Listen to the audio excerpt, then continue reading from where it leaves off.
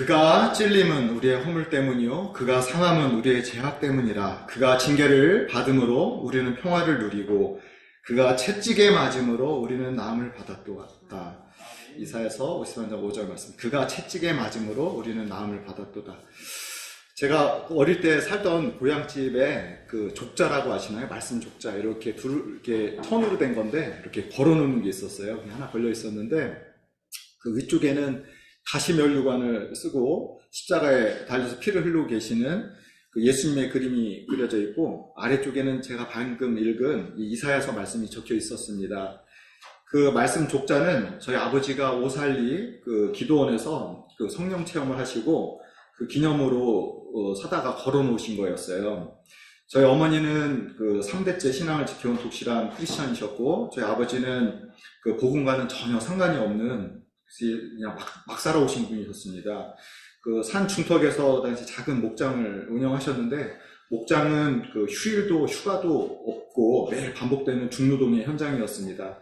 그 아버지는 어머니가 교회 가시는 것을 심하게 박해하셨어요. 그러다가 심각한 간경화에 걸리시고 그 삶의 의지를 포기해버리셨습니다. 어머니는 매일 눈물로 기도하시다가 용기를 내어 아버지의 기도원에 다녀오라고 권합니다. 하나님 은혜로 아버지는 이제 어머님의 이모님이 계시는데, 어머님의 이모님이 보좌로에서 함께 오살리 기도원에 가셨습니다.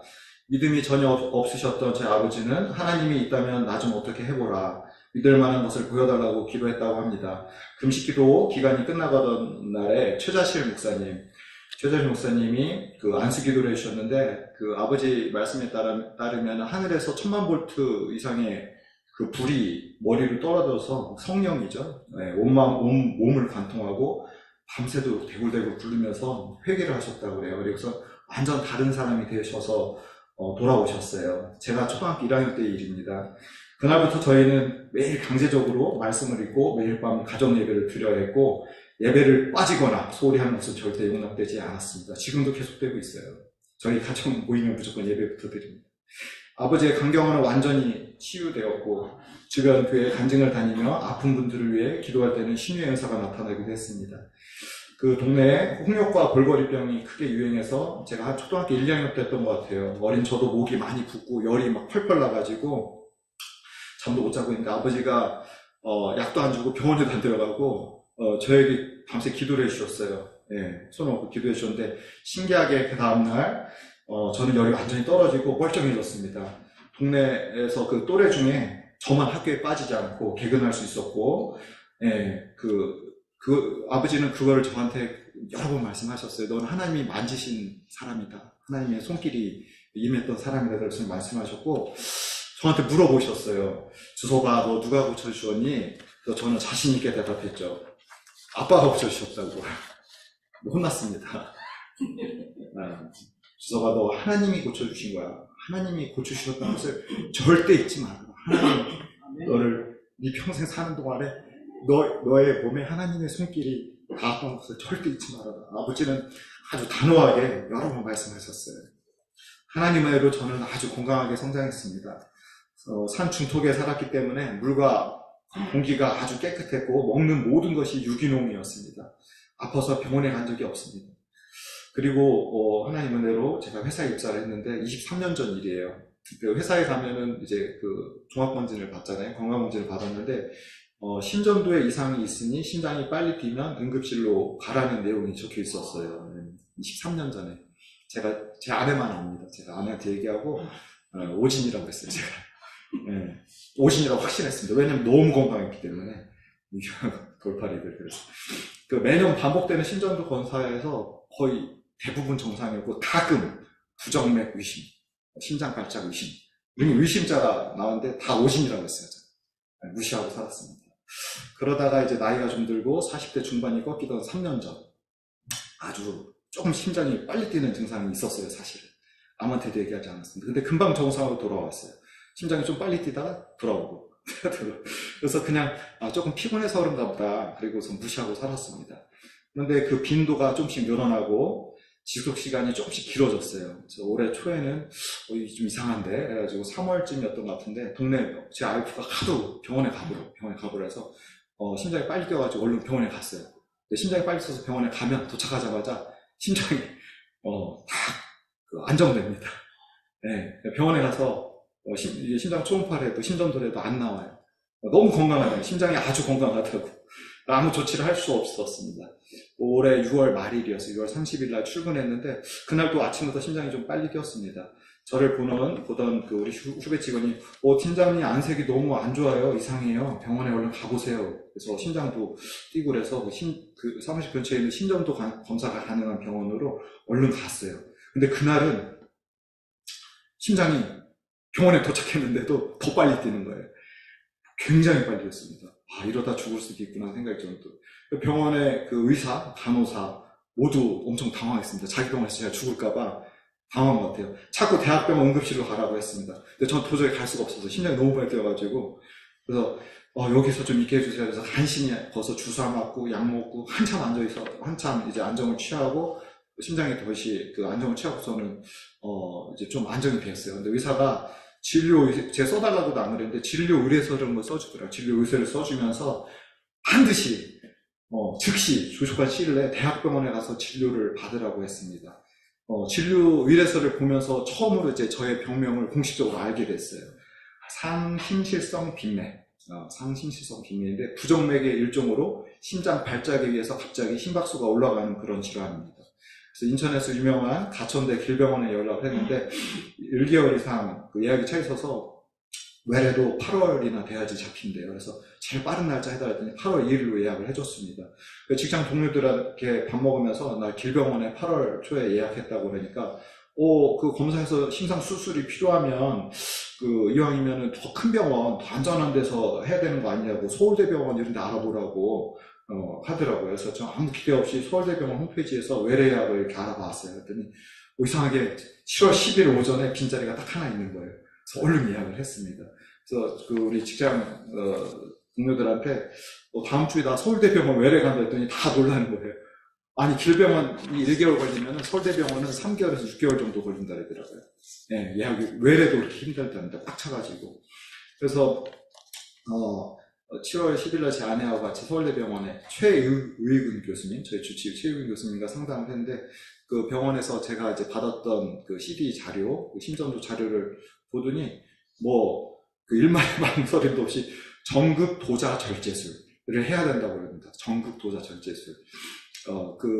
나가서 설명 들으라고 했는데 완치율이 95%, 사망률이 1% 미만, 안전하고 아주 간단한 시술이라고 했습니다. 그래서 저는 솔직히 그때 약물 치료하면서 잘 관리하라고 그럴 줄 알았어요. 심장에 어떤 시술을 한다는 거 생각도 안 하고 왔는데 너무 당황했습니다. 2박 3일의 입원이 필요하다고 했고 병원 일정에 따라 예약 날짜가 잡힌다고 했습니다. 외래 진료 한 일주일쯤 지나니까 12월 4일로 입원 날짜가 나왔다고 연락이 왔어요. 그런데 그렇게 알고 지내다가 8월 말에 다시 연락이 와서는 교수님 해외 학회 일정 때문에 이번 일정이 한 달 땡겨져서 11월 6일이라고 했습니다. 그래서 외래 진료 갔다 와서 제가 그때 너무 이게 위험하다는 걸 이제 알고서는 무지 조심하면서 살았어요. 아무것도 안 했습니다. 회사 일 외에는 집에 와서 아무것도 안 했어요. 의도적으로 피로, 스트레스가 쌓이지 않도록 잘 먹고 잘 쉬고 그랬더니 빈맥이 확 줄었어요. 이렇게 살 수 있을 것 같은데? 그런 생각이 들었어요. 그러니까 사람이 간사한 게 심장에 어떤 시술을 한다는 게 과잉 진료 같다는 생각이 들었어요. 그래서 예약 취소하고 싶다. 이거 하고 싶지 않다. 막 그런 마음이 들었어요. 근데 신기하게 그런 마음 먹었을 때 그날 밤에 반드시 어김없이 빈맥 발작이 오는 거예요. 그래서 예약을 취소할 수가 없었어요. 아니구나. 내가 조심해서 되는 게 아니구나. 그렇게 살다가 이제 운명의 날, 지난주 월요일이었죠. 11월 6일이 다가왔고 저는 태어나서 처음으로 대학병원에 입원이라는 것을 하게 되었습니다. 첫날은 입원실 부족으로 1인실에 배치돼서 심전도, 심장 초음파 등 각종 검사를 받고 또 팔뚝에는 생전 처음 굵은 주사바를 꽂고 계속 수액 주사를 맞았습니다. 전 아프지도 않은데 계속 수학제서 맞아가지고 심장에는 원격 심박기를 달아가지고 제 심장 박동을 계속 원격으로 체크하고 있었습니다. 저녁에는 꼭 시온이를 닮은 젊은 아마 인턴인지 레지던트인지 선생님이 와서 제가 그 다음날 받을 시술 과정에 대해서 설명하고 시술 동의서를 받아갔어요. 거의 아는 내용이었습니다. 거의 아는 내용인데 계속 신경이 쓰였어요. 주 내용은 그겁니다. 양쪽 사타구니 대동맥 쪽에 구멍을 뚫고 시술이 진행된다. 마취에도 통증이 있다. 시술 후에 지혈이 아주 중요하다. 꼼짝 못하고 6시간 누워 있어야 된다 그랬습니다. 그리고 혈관과 심장 출혈로 혈전 발생하면 심근경색, 뇌졸중 등 심각한 합병증이 발생할 수 있다. 시술 시에 심장의 그 빈맥을 유발하는 조직을 이제 제거하는 시술이거든요. 근데 그것만 제거해야 되는데 혹시 정상 조직을 건드릴 경우에 더욱 심한 부정맥 등 다른 심장 질환이 생길 수 있다 등등 발생할 수 있는 여러 그 위험에 대해서 설명을 아주 사무적으로 하고 갔어요. 근데 이상하게 그 얘기를 듣고서는 마음이 편하지 않고 잠이 안 오는 거예요. 나 죽을 수도 있는 거구나. 네, 사실 입원할 때 그 생각 안 했는데 그날 밤에 나 그날 죽을 수도 있는 거 처음 그 마음이 들었어요. 나 죽을 수도 있는 거구나. 나 아직 해야 할 일이 많은데 가족들 생각도 나고 우리 아내 나 없이 한국에서 살기 힘들 텐데 시온이 오늘 아직 아빠의 도움이 필요한데 우리 부모님 노후도 보살펴 드려야 하고 장인 장모님 위해서 매일 더 기도해 드려야 되는데 우리 교회 다음 세대까지 내가 해야 될 일들이 있을 텐데 직장에서 벌려놓고 온 많은 업무도 있고 막 좀 불안해졌어요. 그래서 막연한 마음을 하나님께 좀 평안을 달라고 매일 잘 치유해 달라고 간절히 기도했습니다. 그리고 유튜브에서 두려움을 없애는 기도, 평안과 담대함을 주는 성경 구절 등 많은 콘텐츠를 밤새도록 찾아서 들었어요. 근데 간증이라면은 되게 평안해졌어야 되는데 솔직히 말씀드리면은 하나도 안 평안했어요. 이상하게 막 포기하고 싶은 마음들, 될 대로 되라, 나 죽으면 어떻게 되겠지, 이런 마음 들고 또 한편으로는 불안하기도 하고 진짜 이상한 기분이었습니다. 거의 잠을 못 잤어요. 되게 불안했어요. 그 다음날 우리 시온이가 저의 보호자로 입원실에 왔어요. 시온이한테 그런 얘기는 하지 않았는데 아주 초조하게 지루하게 시간을 기다렸습니다. 오후 늦게 이제 시술이 있기 때문에 한 4시쯤 되니까 이제 불러가지고 수술실로 이동을 했습니다. 그 부분 마취만 해요. 하반신 여기 수술을 아주 작게 부분 마취만 하기 때문에 모든 소리가 들리는 거예요. 옆에 막 엄청 시끄럽습니다. 근데 옆방 환자, 저하고 비슷한 시술을 받은 환자가 5시간째 원인을 못 찾아서 막 헤매고 있다는 소리가 들려요. 막 분주하더라고요. 네, 5시간째 구멍을 뚫고, 사타구니에 대동맥 구멍을 뚫고 5시간째 헤매고 있대요. 제가 더 불안해. 다 들리니까. 초긴장 상태가 됐습니다. 진짜 죽을 수도 있구나. 나 죽나 보다. 바짝 졸아가지고 그냥 반강식적으로 어떻게 이제 할 수 수술 때 그냥 그 상태로 올랐습니다. 네, 시술이 시작됐어요. 엄청 아픕니다. 여기다가 이제 구멍을 뚫고. 근데 시술이 시작되자 마음속 깊은 곳에서 전혀 생각하지 못했던 그 말씀 한 구절이 뚜렷이 떠올랐습니다. 그게 오늘 제가 초반에 말씀드린 그 이사야서 53장 5절 뒷부분이에요.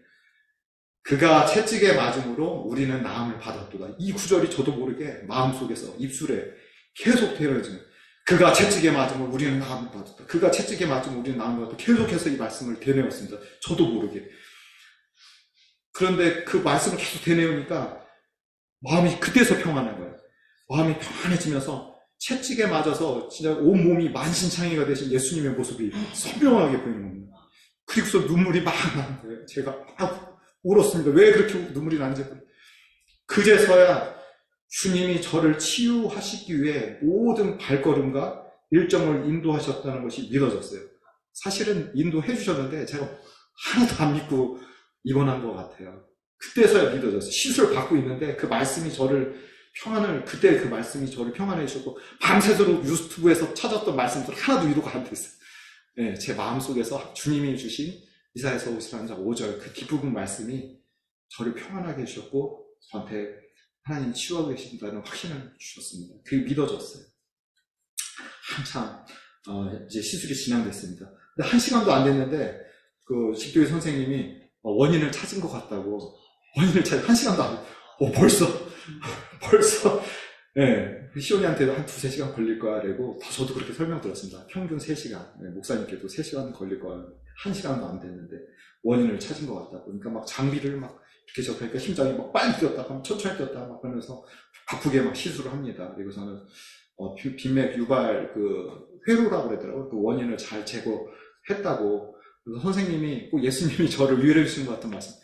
그동안 많이 힘드셨을 텐데 그러더라고요. 그동안 많이 힘드셨을 텐데 힘들었어요. 왜냐면 이제 심장이 빨리 뛰면 체력이 다 방진되고 언제 이게 기분 나쁜 그 느낌이 있거든요. 그럴 줄 몰라가지고 항상 긴장하고 살았습니다. 근데 그래서 이게 시술이 무서워가지고 그냥 자꾸 이제 제가 무시하고 살았던 거예요. 그동안 얼마나 힘들었냐고. 시술은 잘 되었다.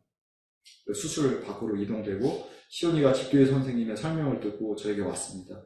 시온이를 만나자마자 손을 꼭 잡고 그가 채찍에 맞음으로 우리는 나음을 받았도다. 제가 그 말씀을 구절을 찾아달라고 그랬어요. 시온이한테. 이사야서 53장 5절 말씀을.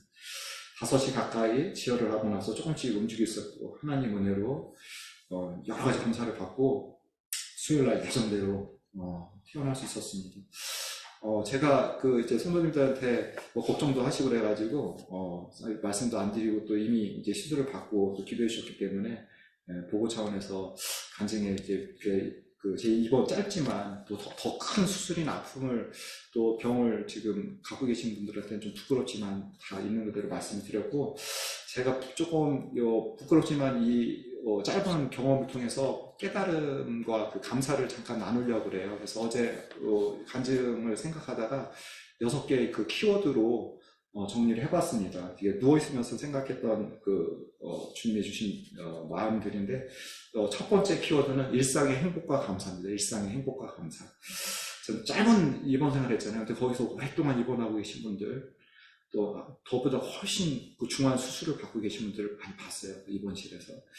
그래서 제가 건강에 자만하고 그렇게 건강검진에 사인이 있어도 무시하고 살고, 저는 누구보다 그냥 영원히 살 것처럼 막 엄청 건강에 자신만만했고, 또 가족들이 아무 사고 없이 건강하게 자녀들이 성장하고 이렇게 살고 있는 게 당연하다고 생각했어요. 근데 절대 당연하지 않습니다. 우리가 평소에 누리는 일상생활 그리고 건강이 어마어마한 축복이에요. 그거를 이번에 짧은 기간이지만 아주 절감하고 또 주님께 감사하게 됐습니다. 우리가 건강하게 교회 나와서 예배드리는 하루하루 우리의 일상생활을 우리가 감당할 수 있는 건 큰 행복입니다. 첫 번째 키워드는 일상의 행복과 감사예요. 제가 이번에 깨달은 건 일상의 행복과. 두 번째는 가족의 소중함입니다. 제가 신앙 발작 있을 때마다 저는 무시하고 사는데 아내가 계속 병원에 가라 기도를 해주고, 저 아내가 너무 착해요. 제가 아프면은 꼭 자기가 뭔가 저한테 잘못해서 그런 것처럼 미안해하고 그러면서 아내가 저를 많이 붙들어줬습니다. 그리고 특히 시온이는 제가 항상 케어해야 되고 보호해야 되는 존재였는데, 이번에 시온이가 저의 보호자가 돼서 저를 곁에서 지켜주고 기도를 했습니다. 또 온유도 묵묵히 입시 일정 중에도 아마 온유가 걱정 많이 했을 텐데 기도하면서 퇴원해서 왔을 때 아빠를 안아줬습니다. 그리고 저를 위해서 쉬지 않고 기도하시는 부모님, 또 일본에서도 장인 장모님이 또 걱정해서 연락이 타오레 때 쓰러지면 안 된다고 그렇게 해주시고. 그래서 사실 솔직히 말씀드리면은 여기 계신 가장들이 비슷한 무게를 느끼실 것 같아요. 제가 가족들 생각하면 제가 항상 보살펴야 되는 그런 존재들, 저의 어떻게 보면 숙제, 의무 이런 존재였어요. 저한테 가족이라는 건 가장의 무게, 나의 책임.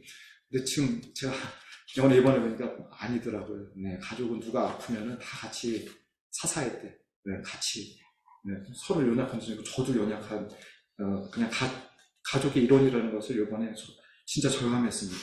그리고 세 번째 키워드는 교회와 성도들이에요. 교회와 성도들. 저는 작은 교회 섬기는 게 너무 큰 행복이라는 걸 느꼈어요. 이번에 그 치료 과정 내내 올 초부터 이런 것들을 목사님하고 공유할 때 우리 목사님이 집중적으로 기도해 주시고 더 많은 사랑을, 진짜 제가 감당할 수 없는 사랑을 받았습니다. 그리고 성도님들이 똘똘 뭉쳐가지고 한마음 한뜻으로 기도해 주는 거, 그래서 그때 하나님이 저에게 그 수술대에서라도 그 평안을 주시고 말씀을 주신 것 같아요. 그런 기도들이 모여서 저를 지탱해 주신 것 같습니다.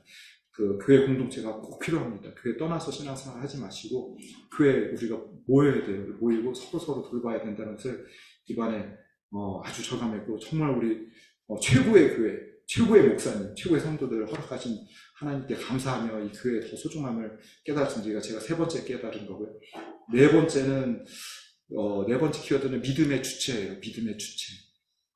제가 제 안에서 아주 이상한 걸 발견했어요. 이번에 입원하면서 그 머리만 커져버린 아주 기형아 같은 신앙 이런 걸 제 안에서 발견한 것 같아요. 주님과의 관계보다 많이 알아. 내가 기도도 많이 해, 말씀도 많이 알아, 말씀 많이 읽지, 이런 것들이 제 안에 있었더라고요. 그래서 주님을 찾아야 되는데 평안을 주는 기도 이런 거. 예, 사실 평안을 주는 건 주님이거든요. 예, 평안을 주는 건 주님인데 제가 주님을 찾지 않고 있었더라고요.